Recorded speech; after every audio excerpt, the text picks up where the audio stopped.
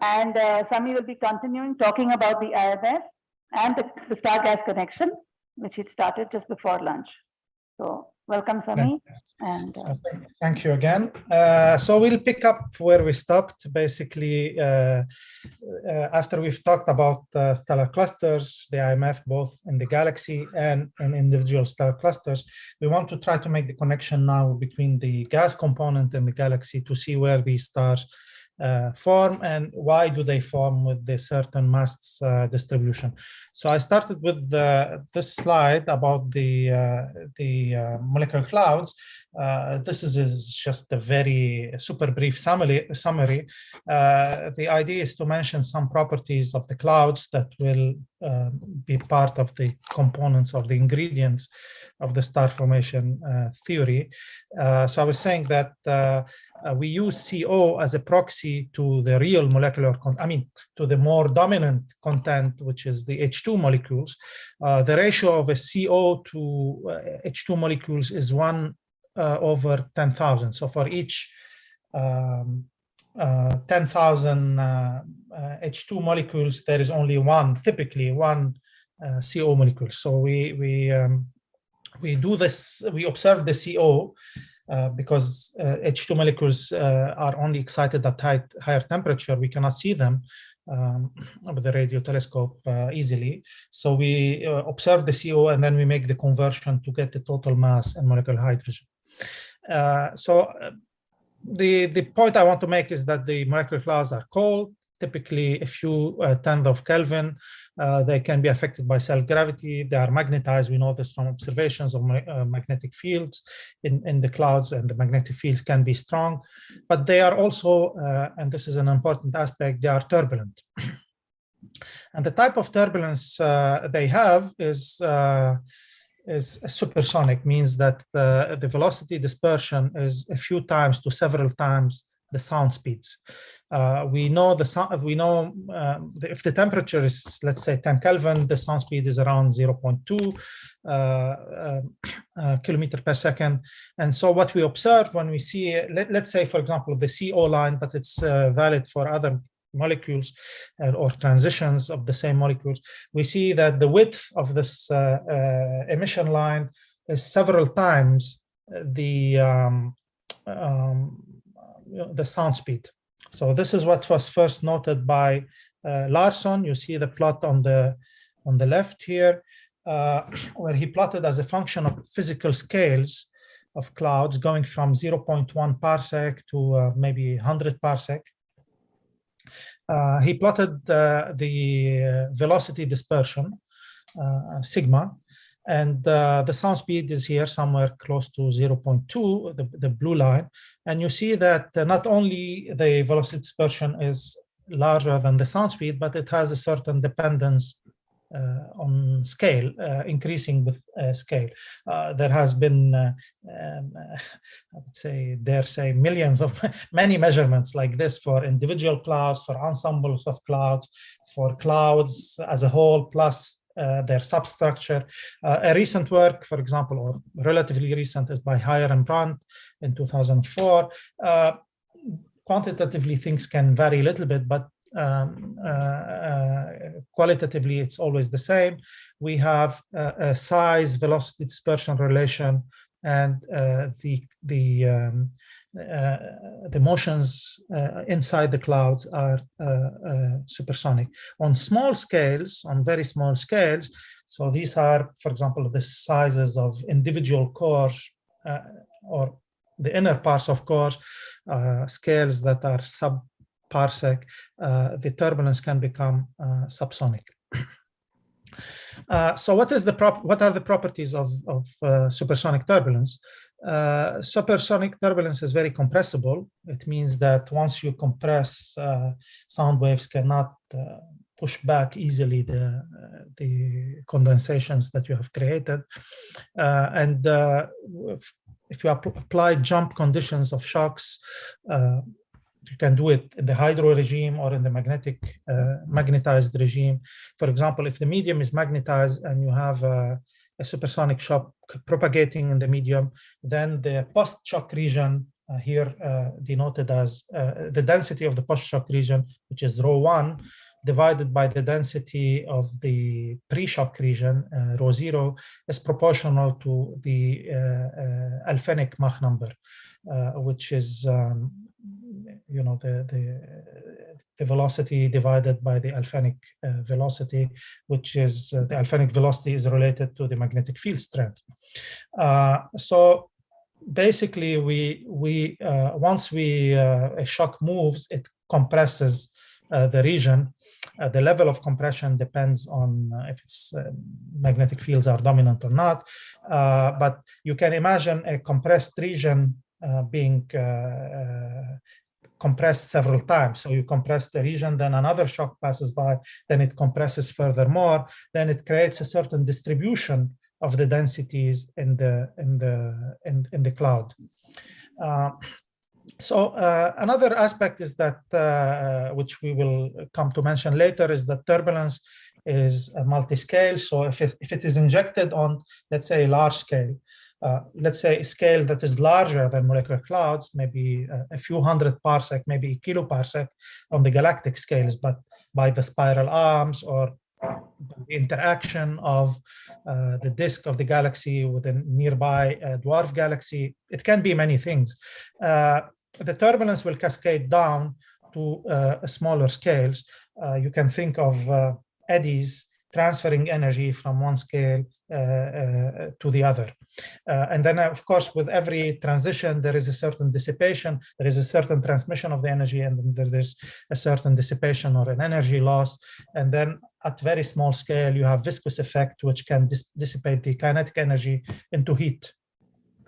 So what we observe by what we see when we measure turbulent motion on different scales is that there is a certain cascade, and then when you calculate the power spectrum of these motions on different scales, you get a certain, more or less, a power law, which goes from the injection scales at large scale. So this below is the wave number, and then you have a log, the spectrum, and so. So K is 1 over L. So small values of K means large scales. So we inject the energy on large scales, and then it cascades down to large scales or small scales. And the range in between is called the inertial range of turbulence. So of course, there are many theories of turbulence, and then magnetized, it becomes more complicated because the magnetic field is not uniform, and it's also different in subsonic turbulence or subalphenic and superalphenic. There are a lot of variations or models to try to understand this. So I won't go into this detail, but for the purpose of this talk, it's good to know that what is, at least very qualitatively, what is the turbulence doing. So this is just some material I wanted to talk in preparation for the theoretical part, but I want to first spend a few minutes showing you examples of what we see for the dense condensations in a molecular cloud in the gas phase. So these are observations of what you see on the in the right plot is observations in the at the 1.3 millimeter line with the IRAM telescope.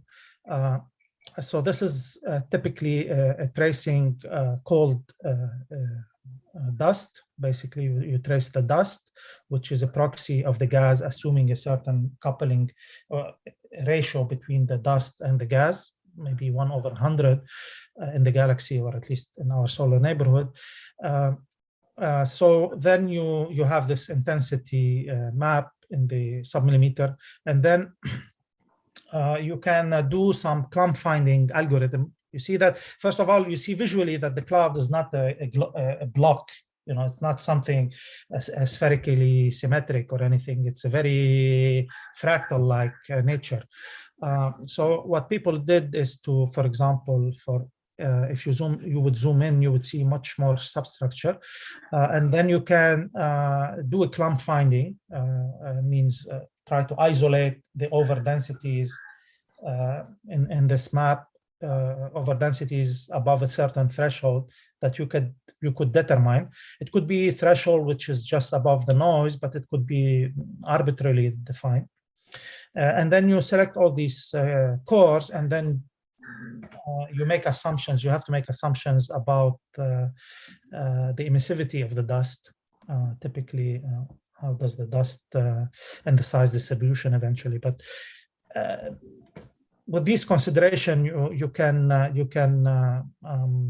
build an SED and derive the density and derive the temperature. And so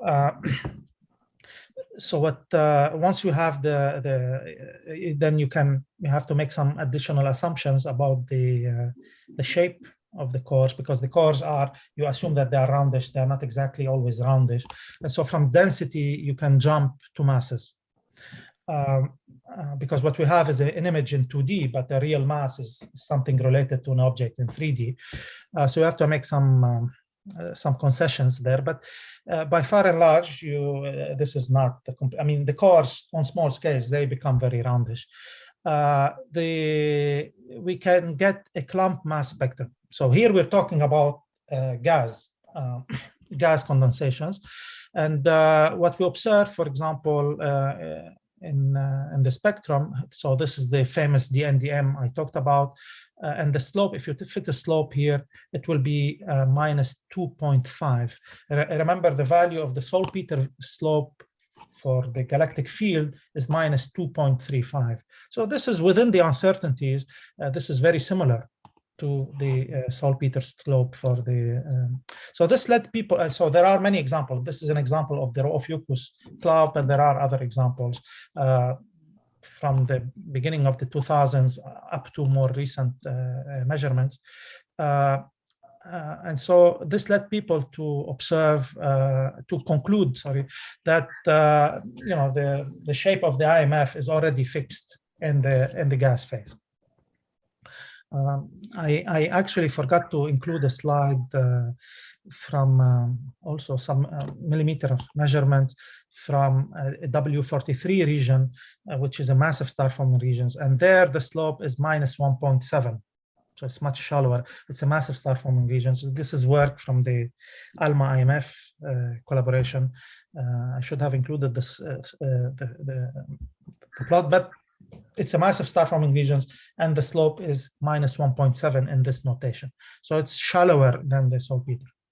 It's actually very similar to the slope of the starburst clusters we talked about earlier. It's not only in the millimeter lines or submillimeter line that this has been observed, also in extinction. So for example, if you have a cloud and then you have stars in the background, then you can measure the extinction across the cloud, and then you again do this clump to clump or core finding algorithm to, in this case, to see where the most extinction happens, and then you can make some assumptions again about the temperature of the dust and so on, and then measure the masses, as this has been done, for example, by Alves and collaborator for the Pipe Nebula. The Pipe Nebula is so the interesting thing here is that this is a cloud which is not forming stars, or very little. There is maybe only one star at the tip. Yet they find what they call the dense core mass function. What you see is DCMF. They can calculate this, the shape of the DCMF or core mass function, and they compare that to the IMF of the galactic field, which is here the Krupa IMF, this multi-component, if you remember, which is a power law with a different slope in different mass ranges. So they concluded that, again, the shape of the IMF is set in the gas phase. But of course, this is very tempting. But it turns out this cloud doesn't even form stars. So why would it resemble the IMF of the whole galaxy, not only of a similar star forming region, but of the whole galaxy? So this is very interesting, nonetheless. But you shouldn't take it, accept that easily. again, it's the same thing as with the with star-forming regions, and as for clusters, statistics matter. We need to look at many star-forming regions before we can make a conclusion about the universality of the shape and so on. So this is the core mass function of Orion, parts of Orion, the Orion clouds. I think the one that is shown here is for Orion A, but the same has been derived for Orion B. So you can see that it is a log normal type distribution, but at the in the high mass end, it is a little bit different. The results from that time show that it's a bit flat. But this was before the ALMA radio telescope observations. Now it seems it's a little bit different. It's a bit steeper again because ALMA is able to decompose these massive cores here into smaller substructure. But we see many more interesting things than, for example, the core mass function of cores that are associated with the spine of the cloud are flatter than the ones that are off the spine of the cloud. There is a lot of details and finer details about the CMF and which cores are being selected and included in the. And there is also some details which I won't go into here. Is how do you define the clouds? There are different clump finding or core finding techniques to assess what is a core. And so on. And then you have to make, if you are interested in cores in general, you can put them all together. But if you want to know the gravitationally bound cores, you have to make some extra analysis to understand which one are bound and likely to form stars versus, there are ones that are starless and they maybe never form stars. So now I want to jump a little bit into some theory, and it's probably impossible to cover everything, but just to give you an idea, because I think also this question came up: what is the origin of stellar masses? How do we come about having an IMF shape or a CMF shape as we see it? So I think I will start. There have been work before, but I will start directly from around the years 2000 with insight that we gained from numerical simulations. In the past, we used to think of star formation in terms of individual star forming in dense cores, and we needed to have cores of different masses in order to explain stars having different masses. But there was not much concern about how these population of cores come together or have a certain CMF as we see it. So numerical simulations were a great help in that regard. So the first model, they are still in use today, are of boxes with periodic boundary conditions. So what goes out from one side comes in from the other side of molecular clouds. So this box is supposed to represent a chunk or a part of a molecular cloud.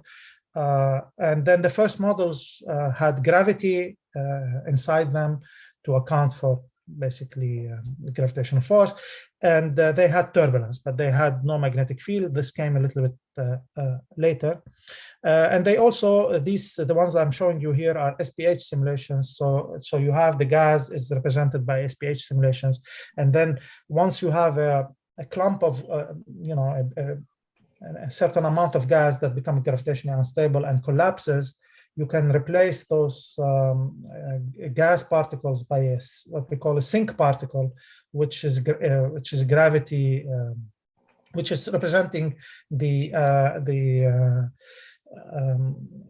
newly formed stars. And this particle will interact by dynamical friction with the gas and also gravitationally with the other sink particles. The boxes were initially uniform. For example, you take a uniform box of gas and then you inject turbulent motion in it with a certain spectrum. Now you can inject the turbulence initially and then let it decay, or you can inject the turbulence and keep steering it, including turbulent motion as time goes by. So the assumption here would be that turbulence is cascading from larger scales into the cloud, and the turbulence that you lose at small scale is replenished by turbulence motions injected from larger scales. So because this turbulence in molecular cloud is supersonic, what happens is that it is highly compressible, as we said, and also it comes with a certain distribution of eddies or shocks of different sizes. And so these shocks, when they travel inside the cloud, they sweep up material within the cloud. So the turbulence, for example, in this simulation is injected on scales that are of the order of the half of the box size. So these are large scales. It sweeps up a lot of material, and as it does so, it creates those filamentary structure. And then the filaments themselves, they become dense enough that they can fragment locally. And so you get these sink particles forming within cores, within the filaments. And then depending on the strength of the turbulent velocity field, how much steering you put, and how much matter you put in the box, how many genes masses you put in the box, you can get a situation where all these filaments can come together and merge and find interaction points or hubs, and then start forming a certain a cluster. So the idea, this idea has been labeled gravo-turbulent fragmentation, or sometimes gravito-turbulent fragmentation, and it's based on the interaction of gravity and supersonic turbulence. As you can, the important aspect here is that there is no monolithic collapse. So the whole cloud doesn't collapse to form a cluster at the center, for example. Rather, what it does is that you have little pockets of gas that can become very dense, and in which locally the free fall time of these dense cores is very small compared to, say, the free fall time of the cloud as a whole. And so these cores collapse and form stars before the whole gas can come together.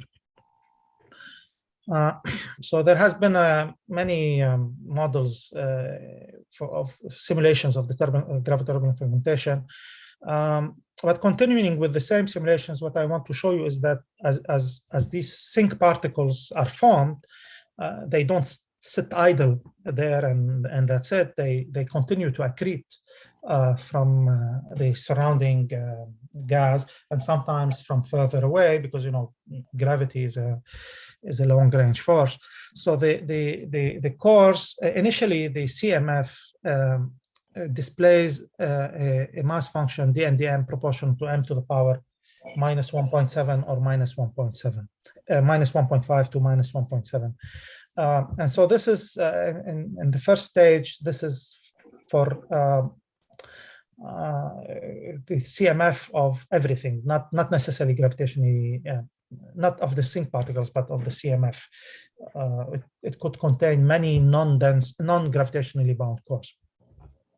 And then as you form these sink particles, then the mass function of the sink particles start to resemble the IMF, and with a mass function proportional to minus 2.35. So for the cores, initially it's minus 1.5, and then for the sinks, it gets closer to minus 2.3 or to minus 2.5.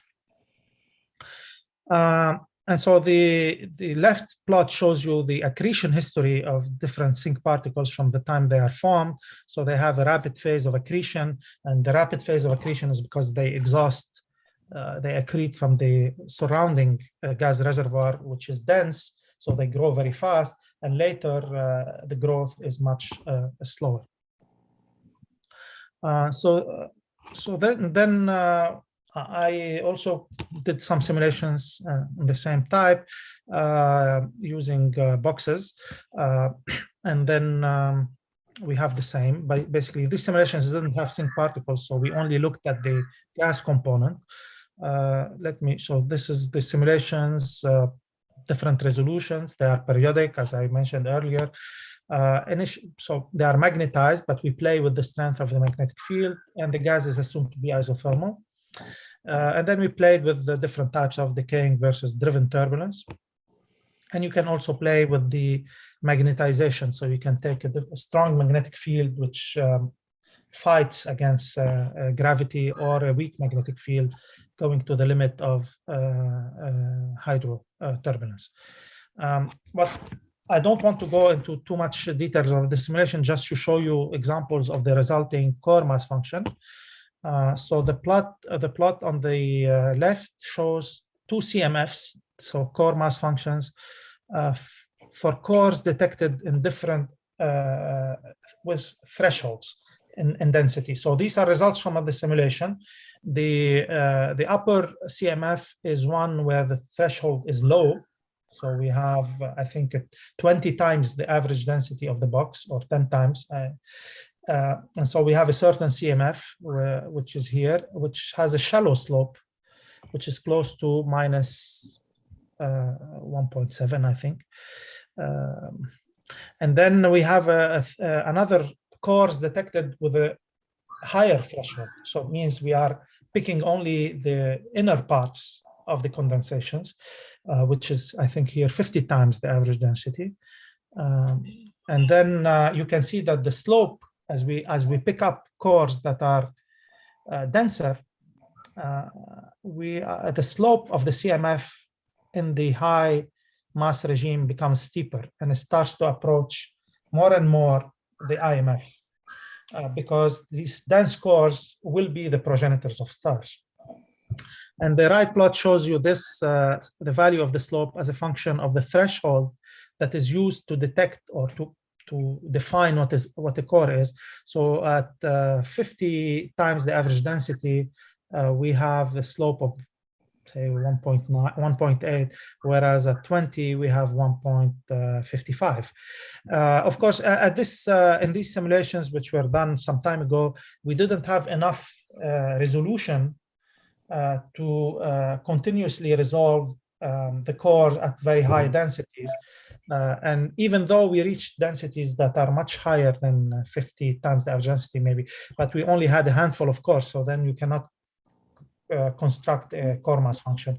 But the idea here is that the slope of the core mass function steepens as you select cores that are more dense and more gravitationally bound. So there is this transition between cores, populations of cores that are on average not gravitationally bound, which you see in low density tracers, both in the simulations and the observations, and cores that are detected with high density tracers, high molecular transitions of molecules that trace dense gas, not necessarily CO, but molecules like HCN or and other molecules. And these trace the very dense gas. And then you can see that the CMF starts to resemble the IMF in this high density regime. And again, here we saw that accretion occurs. So the data before if you look at the full line in the upper panel and lower panel, what it's showing is the mass fraction cores and the average mass of the cores. Before the dashed line, the double dashed line, when we have no gravity, we see that things are relatively quiescent. As soon as we turn on the gravity in the simulations, we see that the mass fraction in dense cores increases and the average mass of the cores increases. So this is a signature of accretion onto the cores. I will now, these are a descriptive view of some of the simulations, but I want to give you maybe analytical description of the gravo-turbulent fragmentation process. There has been several ideas that have been proposed, one by Padovan and Nordlund in 2002, then Hennebel and Charrier, I think in 2008, and then Hopkins in 2011 or 12. So it's impossible to cover everything, but some assumptions are a little bit different of how you start attacking the problems mathematically. I will describe here the ideas of Padovan and Nordlund. So they are basically very simple. You have a molecular cloud in which you have supersonic turbulence. And I said this being highly compressible, it creates a distribution of densities within the cloud. So you will have dense regions and even denser regions that are continuously compressed several times, means several shocks have passed in the same location and then have compressed the region further. And you have under densities that are lower than the average density. So the distribution of the probability distribution function of the density field is a log normal. So you have a log normal distribution of the density field. There is some assumptions about this particular model is that,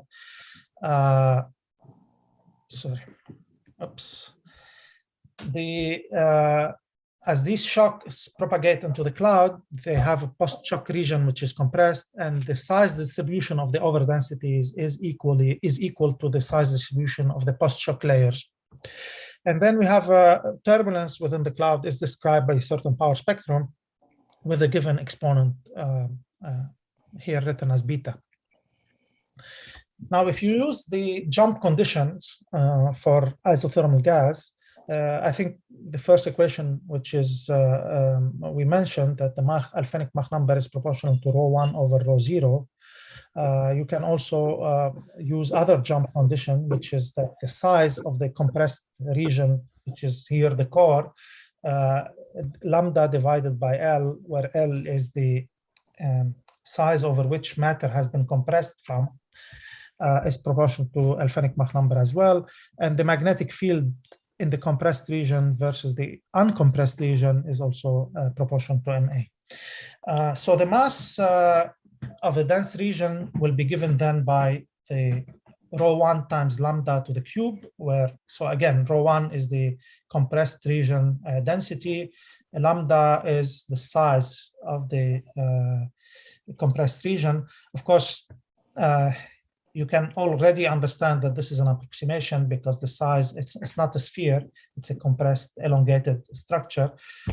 But to first order, it is like this. Then you can make use of the jump conditions and then replace lambda by the second relation here. And then you get that the mass is proportional to the size to the cube, the original size to the cube divided by alphenic Mach number squared. And then you can make use of the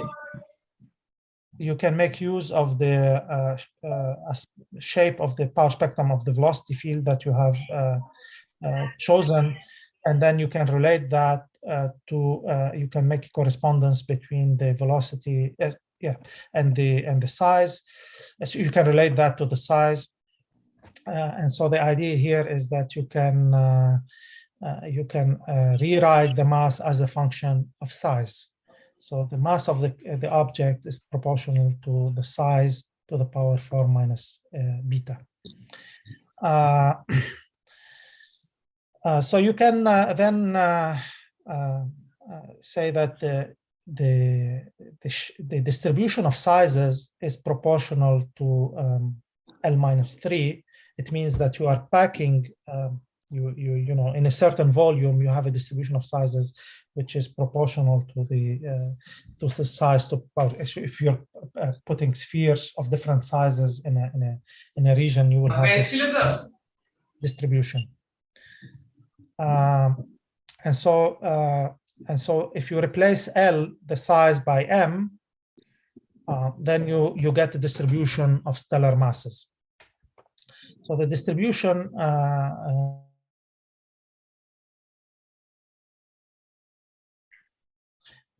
sorry, there was an interruption, I think. So the distribution of dn d log m becomes proportional to the mass to the power minus 3 over 4 minus beta.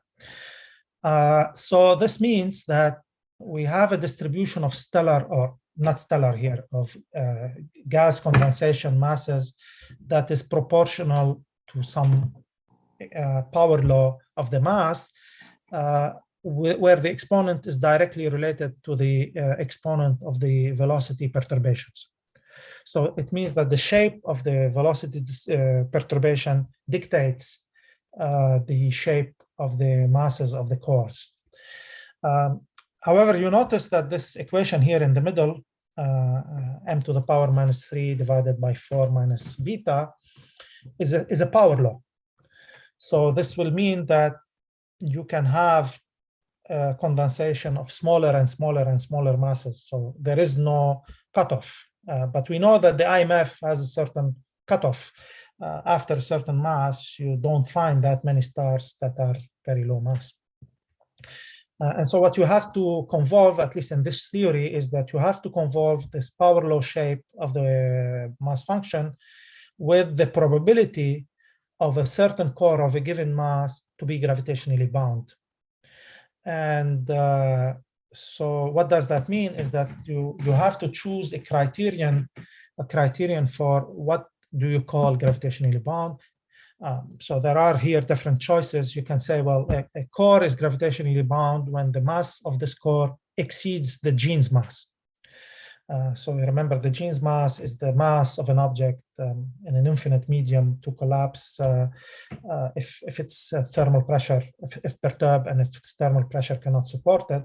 But you can choose a different criteria, which I think they chose the, I'm not sure. Yeah, I think they chose the Jeans mass here. You can choose also the Bonnard-Ebert mass, which is a Jeans mass modified by the existence of an external supportive medium. But then you have to multiply this power law by this probability, and so low mass cores are less likely to be gravitationally bound than high mass cores because they contain simply less mass. So going forward, so you have this mass distribution, and then you can write down that the probability for a core to be higher than the Jeans mass is given by log normal function. And so the Jeans mass at the pre-shock conditions is proportional to the usual quantities, t to the power 3, 1.5 divided by the density 1.5. You can do all these replacements here and in the upper equation, and then you will see that instead of having a single power law that would go down to very low masses, you will start having a turnover at a certain point, and then your core mass function will start to resemble a certain IMF.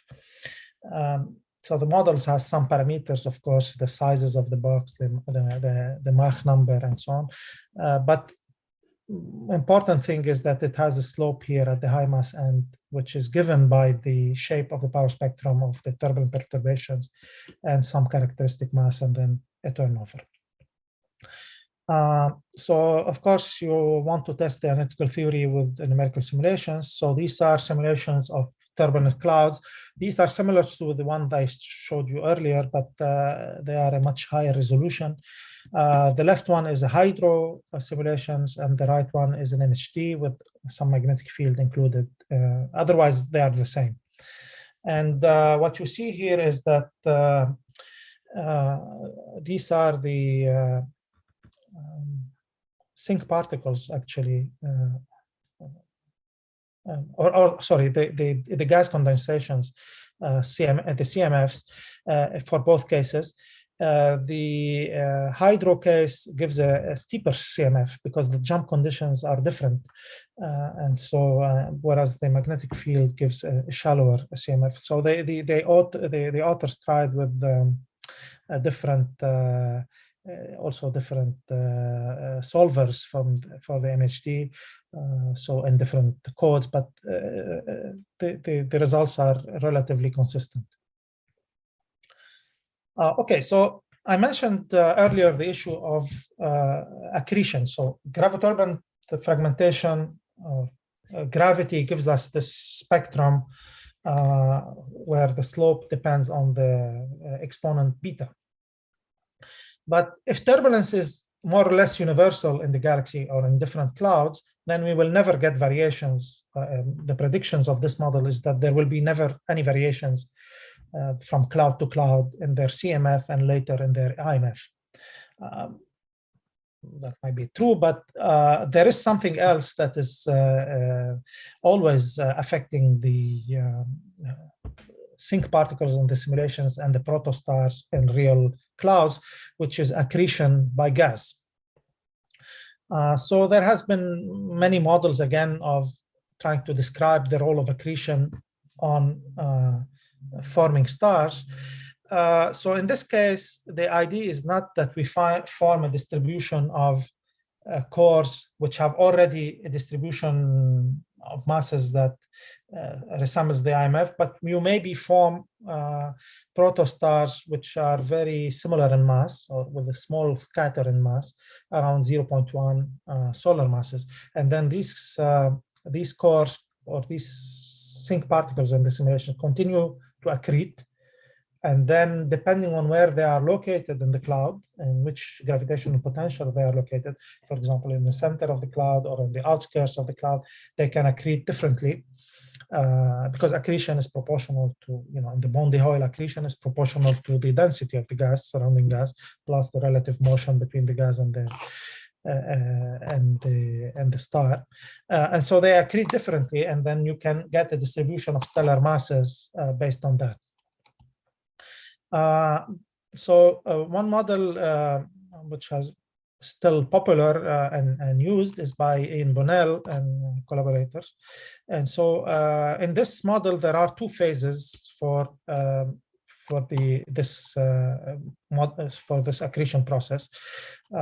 They termed it first competitive accretion because this is the idea is that stars that are formed in an environment which is rich in gas, where the gravitational potential is deep, will grow preferentially more and faster than a similar protostar which is formed further away.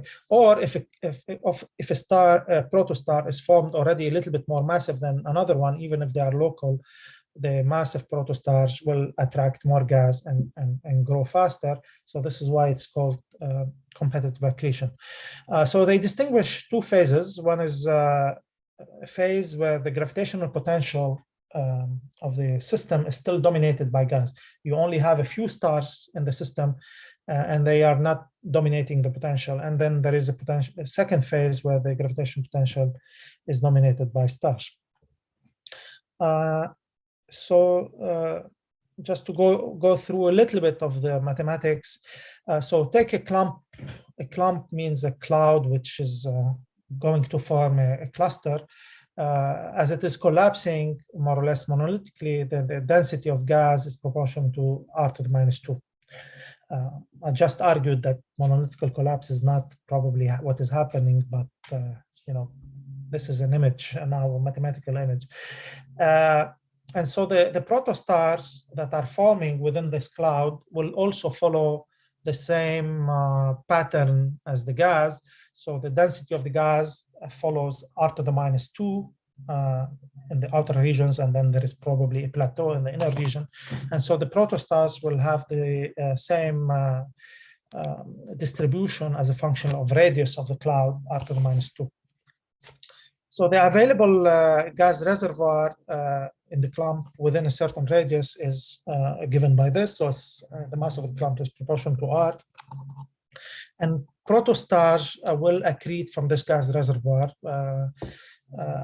given a certain relative velocity between the gas and the star and the protostars and a certain accretion radius.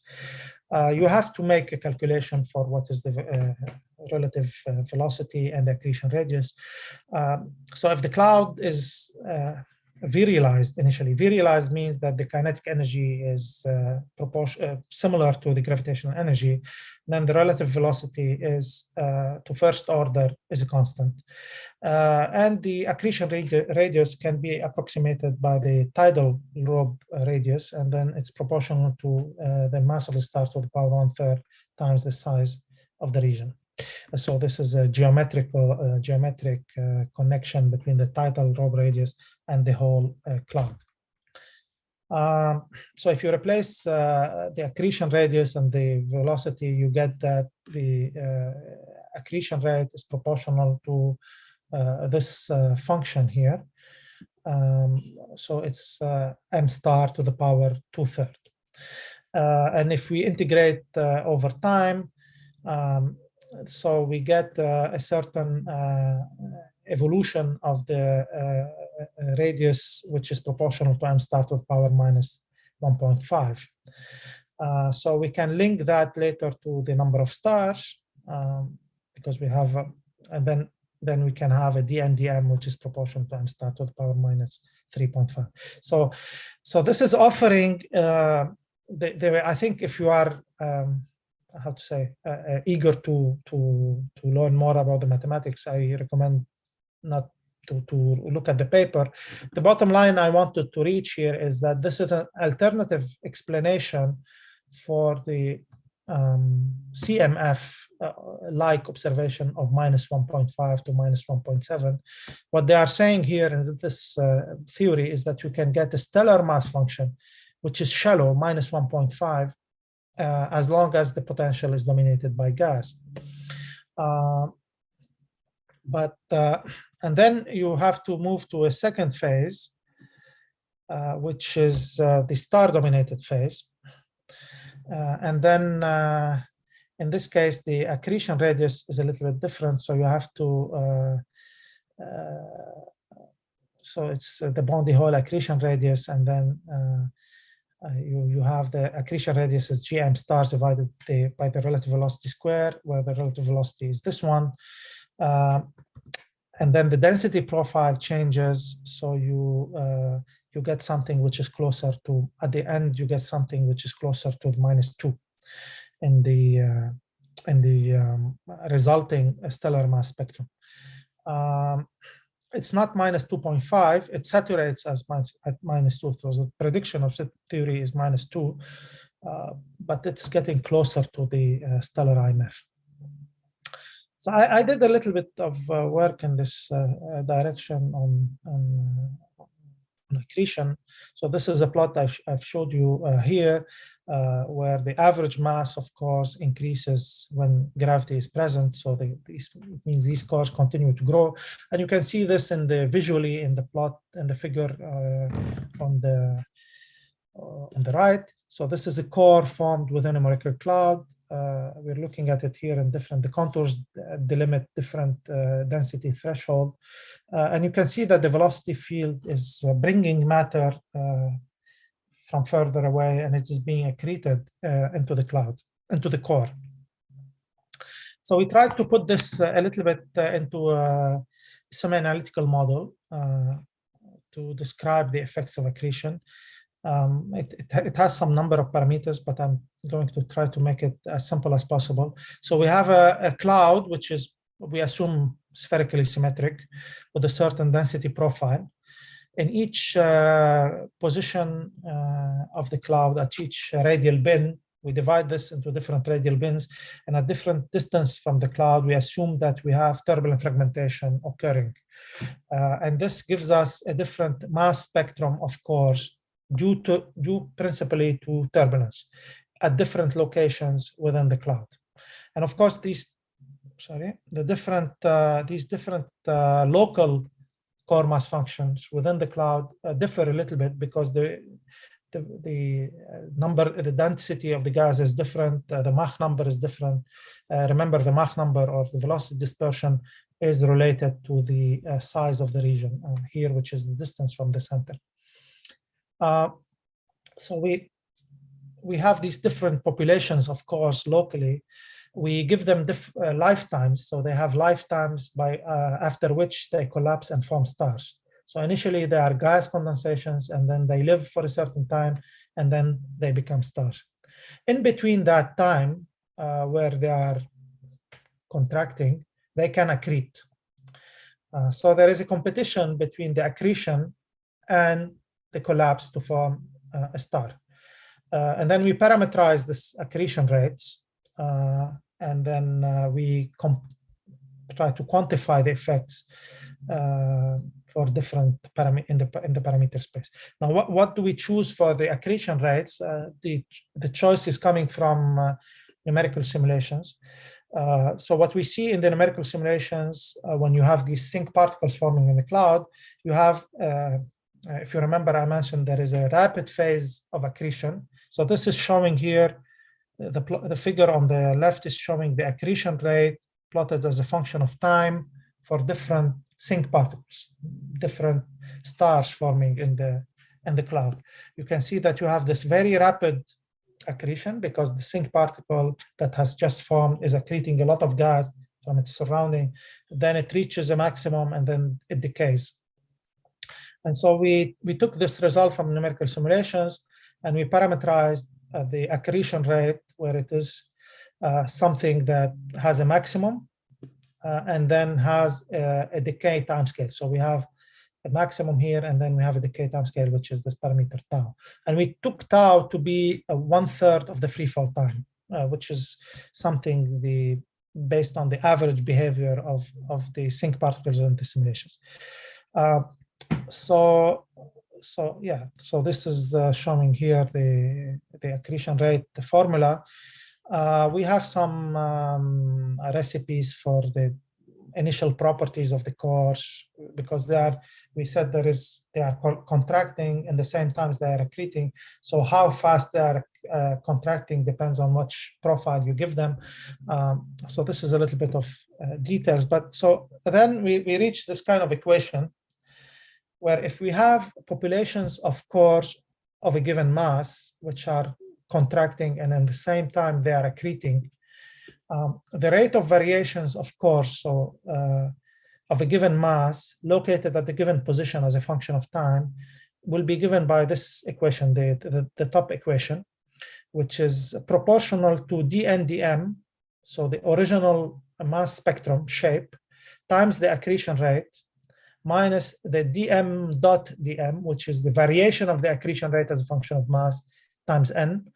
And so this will be the rate of variation of the cores of a given mass at a given location. And the lower one is for the stellar component, so I will skip. So we included also the effect of feedback. So once you form stars of a given mass, especially the massive stars, they will give feedback from stellar winds, and then they will expel the gas, and then they will stop the star formation process. So this is an example of the results, one realization. So in the left, if you look at the left plot, and I would say the left panel of the left plot, you see the gas going down. So time is going from top to bottom.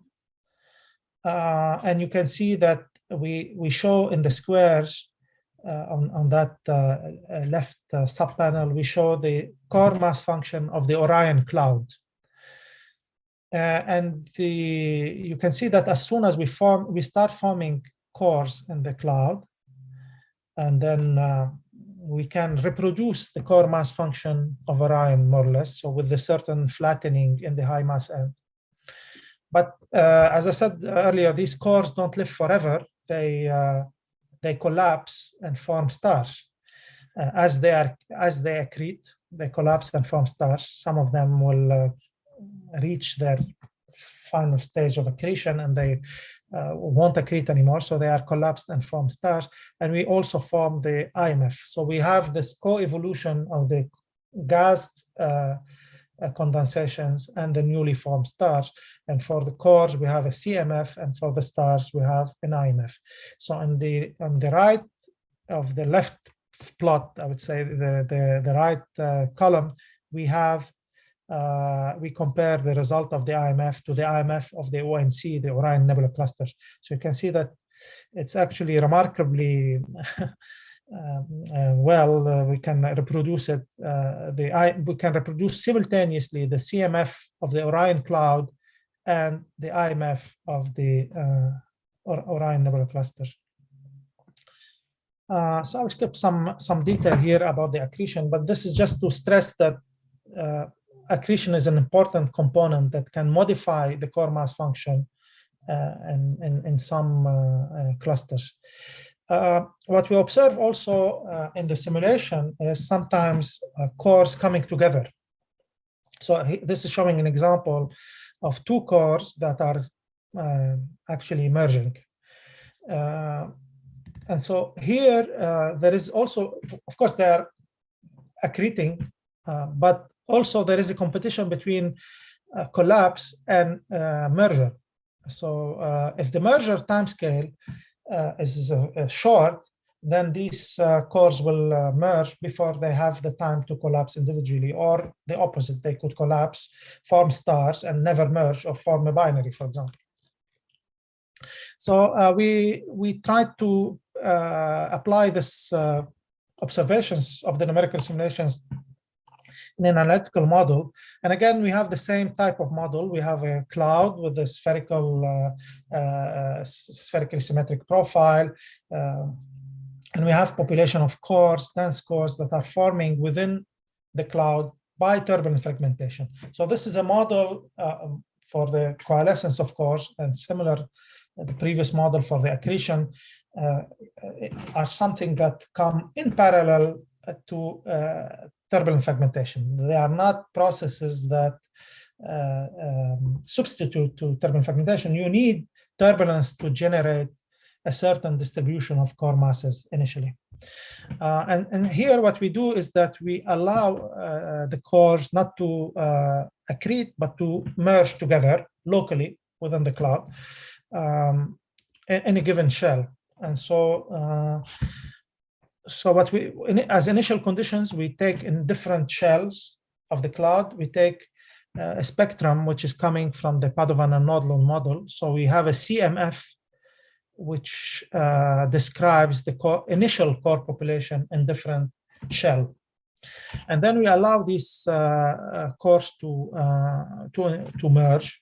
And so for that, we have to calculate the cross-section for the interaction. And so the cross-section is the geometrical cross-section here. For two cores, one of mass Mi and Mj, the cross-section is simply the geometric cross-section, so PR square, where R square is the effective, the sum of the two radii, multiplied by gravitational focusing effect. And then we have to solve this equation, which account for the merger process.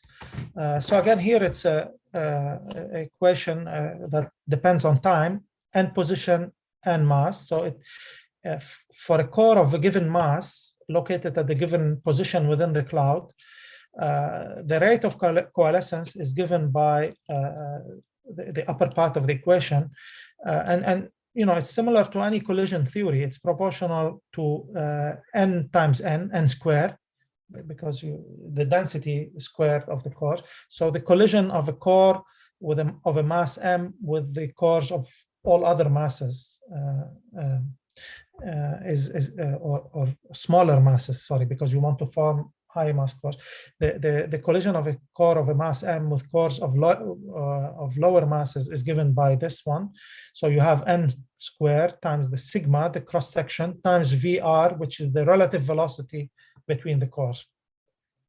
So you have a creation term. You create dense cores of a given mass that are more massive, and then also you destroy cores that are less massive. So you have a second component below. Now, the most important parameter in this equation, because this is an analytical model, is this parameter eta at the front here, which could or not have a radial dependent. So this is the coefficients that tells you what is the coalescence efficiency. So if we take eta equals 0, basically it means that dn over dt is equal to 0, and then basically the final spectrum is equal to the original spectrum, so there is no coalescence. But as soon as we include an eta non-zero, then we have some time variations and as a function of mass. So this is what are the results of one model. So again, on the left, in the figure on the left, it's the gas, and on the right, it's the stars. And the time is flowing from top to bottom. So the initially we have cores with the Padovan and Nodlund CMFs. And so this is integrated over the entire cloud. So we have the full line, which is a Padovan and Nodlund. And you see that as soon as we turn on coalescence, we start to see this flattening in the high mass end, which increases as a function of time. So the CMF becomes shallower, contains more massive cores as a function of time. And this process can continue for a while. In the same times, we have this shallower slope at the high mass end. We have a depression in the number of cores around the peak. And this is because these are the most likely targets for the coalescence. So we create the situation where we have sort of an inflection point in the CMF. We have a shallow slope at the high mass end and some depression in the around the peak. So we get this kind of inflection slope. Here again, there is a competition between coalescence and collapse of the cores. So these cores collapse to form stars. So whenever a core has reached its lifetime, it is collapsed to form a star. And so we start to see the IMF on the left, on the right panel getting populated. In this model, because of the choice of how we define the free fall time, the low mass stars form first. But this is, this is a parameterization here. We start having this filling of the IMF, and in the same time, the most of the cores that have been formed, they stop coalescing, first because they have all collapsed to form stars, and also because the cross section becomes very small. So the cross section depends on time. So as time goes by, the cross section becomes small, so the coalescence process becomes inefficient. And so we have this IMF, which bears the trace of this coalescence process, in the sense that it has a shallow slope at the high mass, and then there is a sort of inflection point, and then a slightly steeper slope in the intermediate mass regime. And then we compared, for the gas component, we didn't have a CMF to compare with, because this was some time ago, and there was no observations of core mass functions at that time of massive star forming regions where coalescence could happen. But we know that now, for example, from the ALMA IMF project, that regions like W43, where massive stars form, the CMF is shallow and is very similar to what we see for the CMF in this model. And also the IMF is shallow, and the data points that are compared to the model are the ones of the Arches cluster. So you can see that, so it is a plausible idea to explain that how you can get a shallower slope for a massive cluster. Now, in the models that I've described to you, these analytical models, feedback did not have any, active role. It had only a passive role of ejecting the gas. So you continue to accrete or to coalesce until feedback from massive stars, so the energy injected by massive stars become important in order to eject the gas and stop the star formation process. But in reality, feedback can play a different role by changing the physical conditions of the gas as the stars are forming. So there has been many simulations. I'm showing you here some early models from Jim Dale, and feedback can come in different forms. So massive stars can emit radiation, and this ionizing radiation dissociates the molecules, and so you can heat up the gas. And so this is what is shown in this model on the left. So we have a photodissociation region here, which creates a cavity in the cloud. So there is a massive star in the middle, which is emitting this radiation. And so you can see that around the shell, there is a compressed layer, which could potentially form stars. In practice, it's in this simulation, it's not dense enough to form, to fragment and form stars. So also massive stars emit particles from their atmospheres. So these are stellar winds.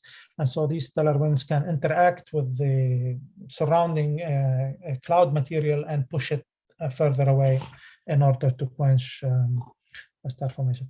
The answer on whether the active feedback from the newly formed stars in the cloud affect shape of the IMF or not is not entirely understood, because first you have to combine all these feedback processes together, and also you have to do many numerical simulations. But as far as I know, for example, in the models of Jim Dale, these are, which is the plot here, the spectrum of stellar masses of, for different models. We don't see a dependence between models with and without feedback. I think the black curve is a model without feedback, and then the red and green are with different flavors of feedback. So stellar winds. So there is a model where stellar winds are injected isotropically, and another one where they're injected in the form of outflows. But as much as one could tell from the simulations, the feedback doesn't affect a lot the shape of the IMF. So accretion is a process. So in addition to turbulence, gravity-based effects like accretion and coalescence can affect the shape of the IMF. You can also be tricked by stellar clusters into believing that their IMF is what you see, but actually they have already ejected a number of stars, particularly low mass stars, via dynamical interaction. As stars are forming in the denser parts of the clusters, you can have dynamical interactions between binaries, binary stars and single stars, which exchange energy, and one of them gets ejected at high velocity and it escapes the cluster. So when observers come and observe a certain region around even a young cluster, depending on how old the cluster is and how fast these ejected stars are, you may not include them in the stellar census, and then this affects your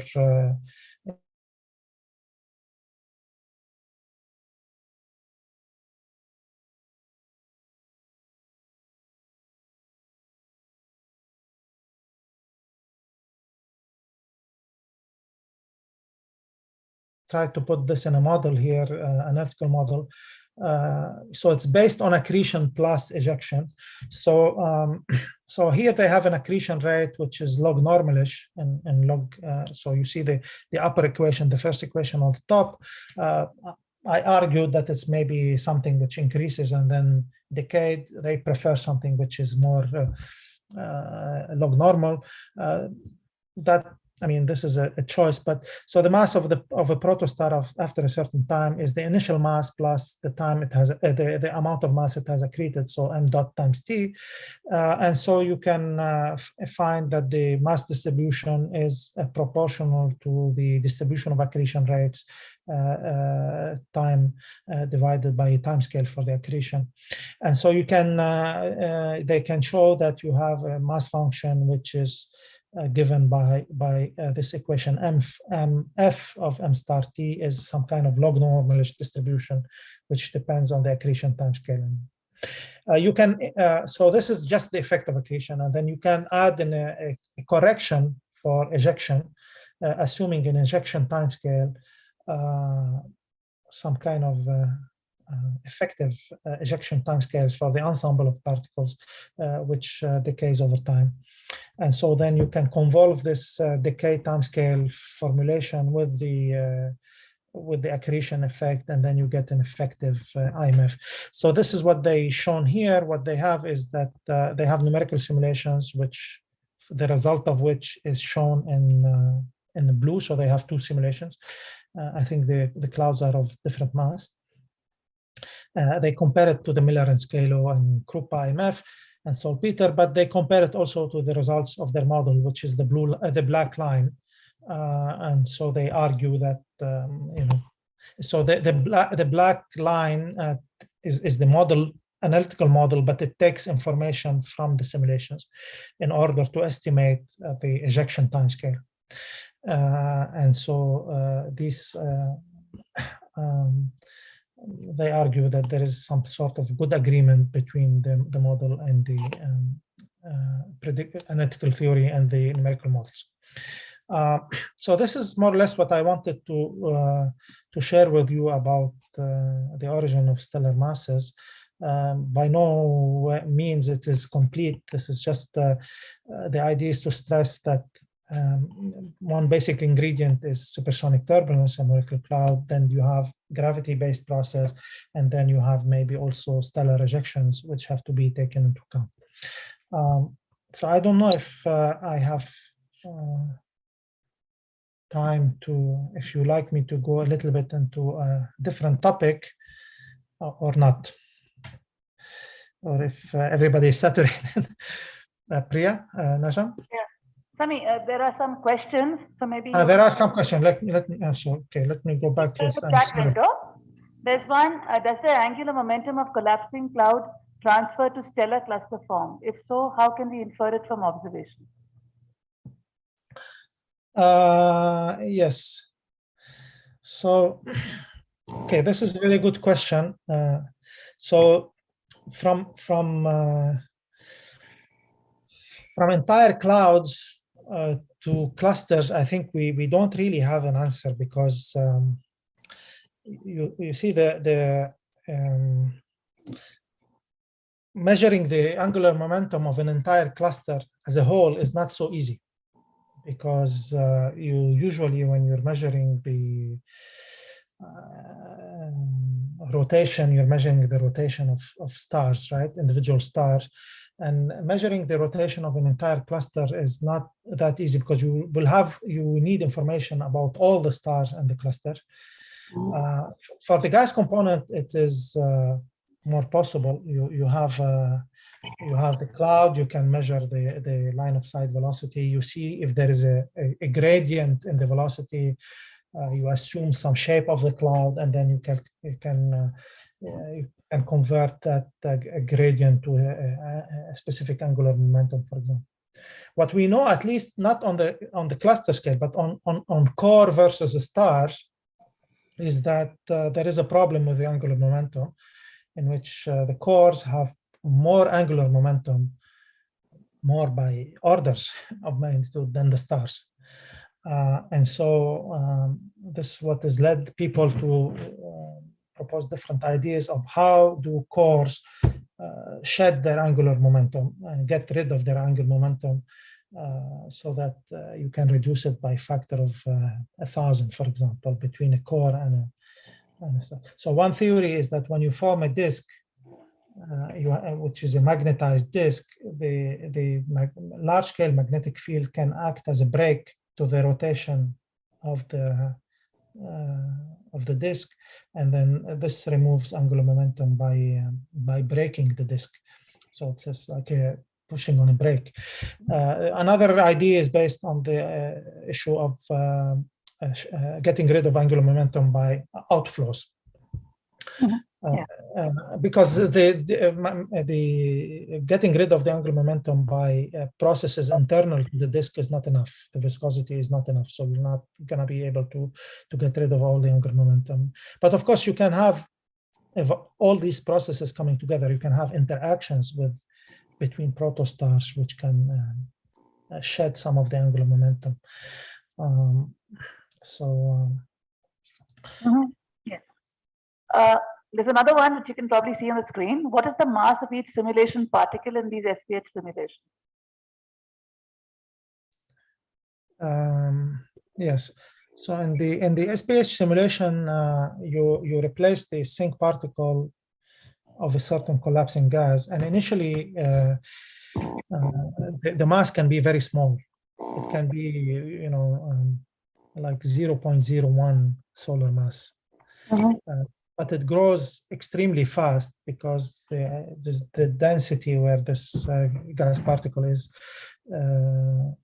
very high initially. So this is what you see in, let me see, in those simulations. You see that the accretion rate grows becomes very high, very fast, on timescales which are very, very short.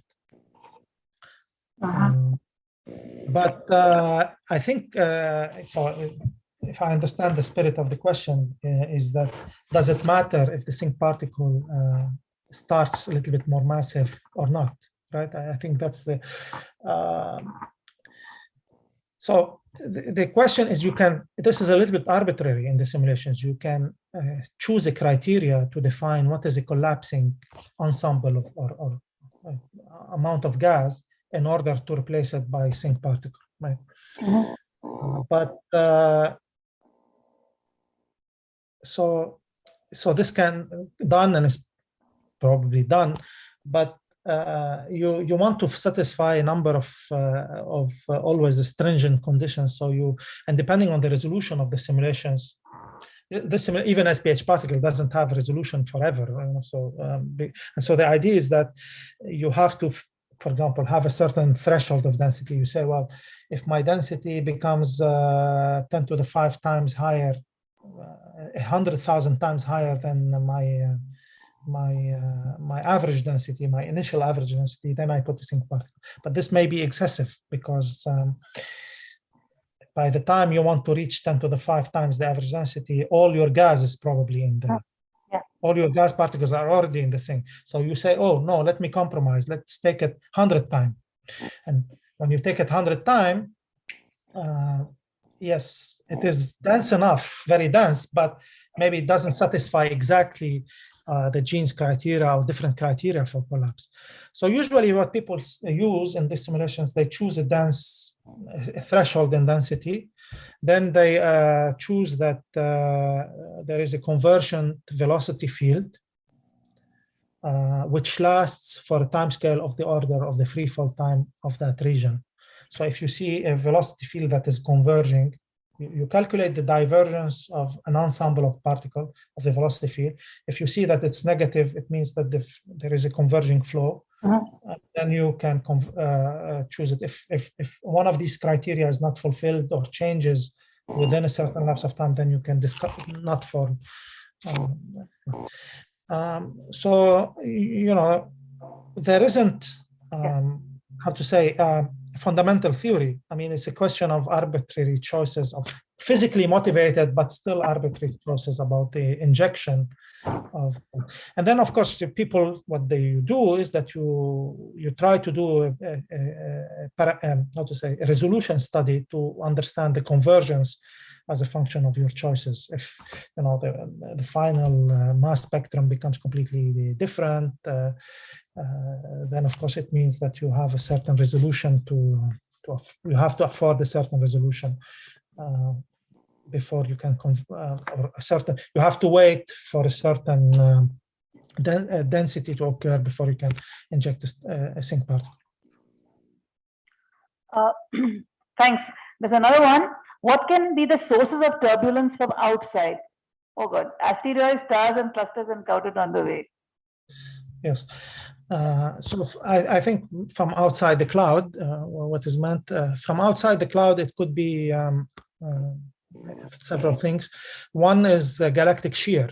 So you know, as the gas is rotating in the galaxy, there is shear between the different, let's say, rotating lanes, let's say. So you have this shear, and this shear is can generate turbulent motions, and this turbulent motion, which are generated maybe in the diffuse component, can cascade down to the molecular component. You have all perturbations in the galaxy create turbulence. If we have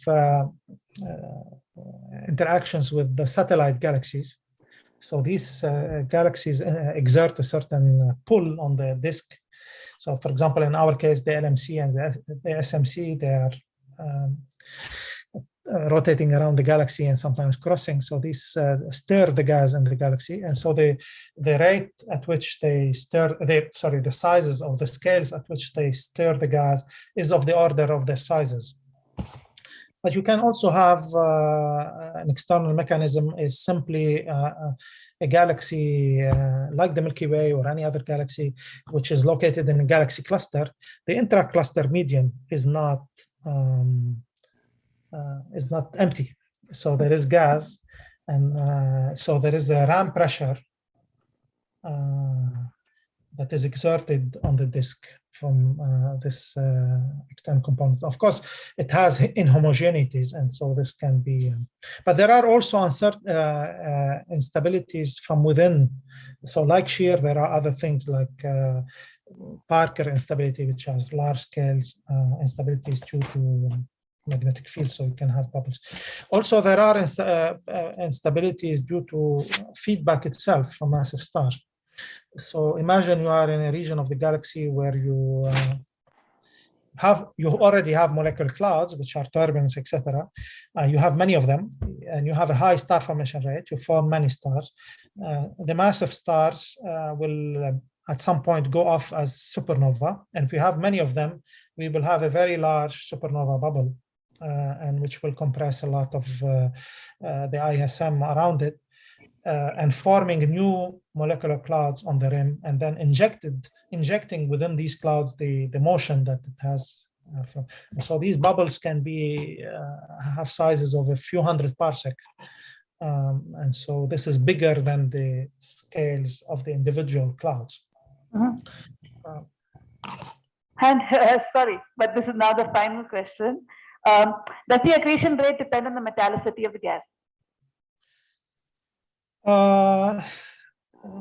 So this is I think I would say there is no clear answer, 100% clear answer to that, how much it depends. So what we know is that the fragmentation, first, the fragment that you form. So when a molecular cloud fragments, I told you, do you have this mass distribution? I never mentioned anything about the metallicity, right? And so implicitly, I was assuming this is solar metallicity and so on. But of course, metallicity matters in terms of fragmentation, because if you don't have metals, let's say we are in a metal poor cloud, so the cooling lines becomes weak. The molecular line cooling becomes weak, and so it means that the cloud, in order to form, will have a very hard time. Because the cooling is not efficient, so you form some molecules, maybe it's swept away by another shock. In order to form a molecular cloud at low metallicity, you have to assemble much more molecular gas for it to become self-shielded against radiation, for example, and also external perturbation. So the distribution of I'd say primordial mass distribution of the cores can, or of the fragments, can differ, and presumably the accretion rates onto these fragments in the different metallicity environment can also vary, very likely. But I think this question is a very good question, but I think there is no, there is no clear answer. How much does it vary? So I think it's an open question. Yeah. So thanks, Sami, so much for being with us today. That was really very nice. And I will definitely forward more questions.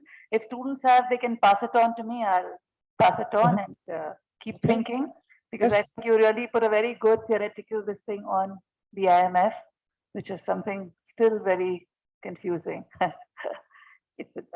it is. So much. Yeah. Yeah. So thank you so much. And you're sorry, you want to say something, please? No, I was just wanted to thank you. I think it has been fun. I had prepared another talk, as you know, but I think it would be for another time. So the idea was to say something not so much about the mass distribution.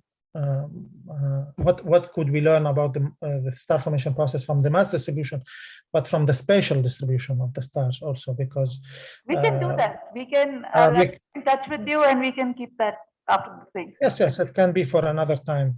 Yes, sure. No problem. So thank you again. Or you can record it and send it to us, Sami. If you want, you can record it and send it to us, or we'll hold it. We'll conduct it on some days, whenever you're. Yeah. Sorry. No problem. Yeah. Okay. So thanks to both of you and to everyone for your. Thank you so much. Thank you. Attention. Yeah. Thank you. Bye-bye. I hope you can hear the class. Yeah, I did. Yeah. And I can see your children have been doing some beautiful art behind. Yes, I mean, Yeah. it's not only that wall, it's Oh, wow, that's beautiful. That's lots of it. How many do you have?